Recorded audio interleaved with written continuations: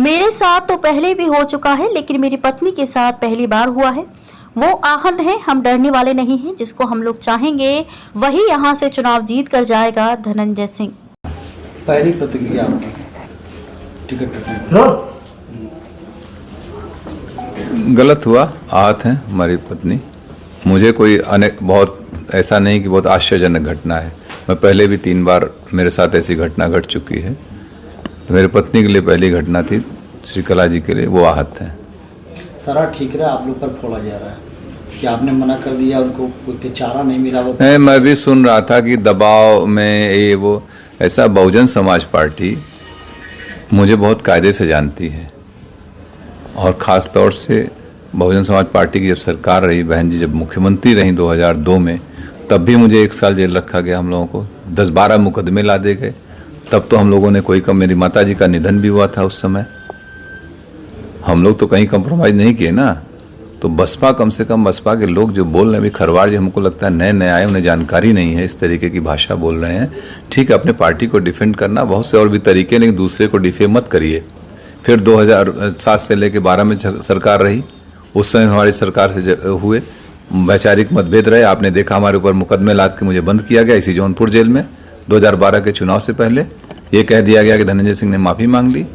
हमने कहा ना कोई गलती किया ना कोई माफ़ी मांगे। हमारी भारतीय परंपरा, अगर शरीर भी टच हो जाता हम लोग कहते हैं बेटा सॉरी, या कोई इसकी क्षमा मांग लेते हैं। लेकिन जब तक गलती नहीं होती तब तक कोई वो नहीं होता है। और लोकतंत्र के सब जुमले नहीं हैं। तब भी हम लोग उस किए थे। और हमारे, आपको ख्याल होगा 2011 में मुझे जौनपुर आने से रोका गया, धारा 144 लगाई गई थी। लेकिन मैं आया, क्या मैं दबाव डर गया था क्या पुलिस के उस समय की सरकार, तत्कालीन सरकार से? और अभी आप लोगों के सामने 2020 में तमाम आरोप, ऐसे अफवाहें चल रही थी ना। बाई इलेक्शन लड़े थे कि नहीं हम लड़े थे? प्रदेश में कई लोग लड़ रहे थे इंडिपेंडेंट। तो इस तरीके की फर्जी बातें न बोलें।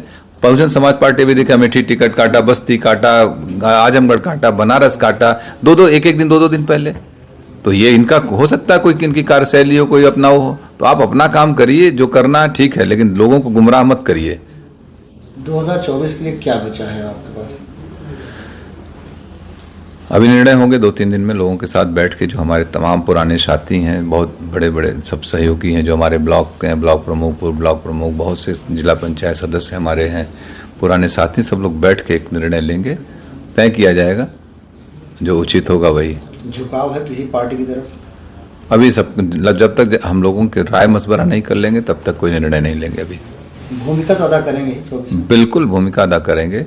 बगैर हम लोगों के सहमति, जिसको हम लोग चाहेंगे वही यहाँ से सांसद जाएगा, ये भी तय है।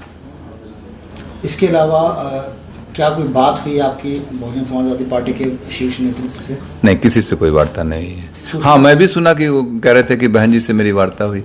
मेरी बहन जी से जब मैं एमपी था 2013, आखिरी वार्ता उनसे फ़ोन पे मेरी 2013 में है। आज तक और इस टिकट में ना मेरा कोई लेना न देना। मैं जेल में था, आप लोगों को मालूम है। पत्नी को अप्रोच करके उन लोगों ने टिकट दिया, वार्ता उनसे हुई, और आरोप हमारे ऊपर लगा रहे हो। इसका मतलब कुछ पहले से ही मनगढ़ंत कहानी रही होगी, ताकि मुझे टो कर दो, मुझे डिफेम करने की बात थी। कोई खेल समझ में आ रहा है क्या इसमें? कुछ तो होगा, लग रहा है कुछ डिफेम। हमको जिस तरीके से बयान दिए गए वो मुझे डिफेम करने के लिए कुछ होगी बात इन लोगों की। चारा नहीं छोड़ा गया आपके सामने, सिर्फ 1 दिन रह गया था नामांकन के लिए? हाँ बिल्कुल। अगर चूंकि हमने इस पर किया था नामांकन, इंडिपेंडेंट के लिए आपको 10 प्रस्तावक चाहिए होते हैं। आज हमारे पर्चे खारिज हो जाएंगे। खैर, मैं एक बात और बता दूं, अगर मैं चुनाव लड़ रहा होता तो मैं जरूर एक इंडिपेंडेंट नॉमिनेशन भी करके रखता, या मैं इंडिपेंडेंट रहता ही, मुझे नहीं जाना पड़ता कहीं, और हम लोग चुनाव लड़ते। भविष्य में क्या कोई तालमेल बैठेगा बसपा से? मुझे नहीं, मेरा तो नहीं लगता है कभी। राजनीति संभावना को है, लेकिन मुझे नहीं लगता, क्योंकि इतनी बार धोखा खाने के बाद फिर कहाँ आदमी वो करता है। अब किससे समर्थन कर सकते हैं आप? ये भविष्य का सवाल है। मैंने अभी कहा कि अभी हम अपने सारे लोगों के साथ बैठेंगे, जिम्मेदार साथियों का, यही नहीं पूरे जौनपुर, पूरे दोनों हमारी लोकसभा, सभी जनपद के सभी लोगों के साथ हम लोग बैठेंगे। जनपद में कम से कम हम लोगों के 2, 2.5, 3, 4 लाख लोग अपने हैं। जहां हम लोग चाहेंगे वहां मत करेंगे। ये सबसे मिलके बैठ के बात। अब आपको धोखेबाज बता रहे हैं कि उन्होंने एक दिन पहले ही कहा कि अब हमारी पत्नी चुनाव नहीं लड़ेंगी, इस तरीके का बयान आपने उनको इसका जवाब दे दिए यार। अब कौन कह रहा है? कितने बड़े लोग हैं, कोई बचा है बसपा में? क्यों ऐसी बात कर रहे हैं कि एक अकेली सीट जौनपुर की थी जिसको लेकर बसपा चर्चा में आ गई?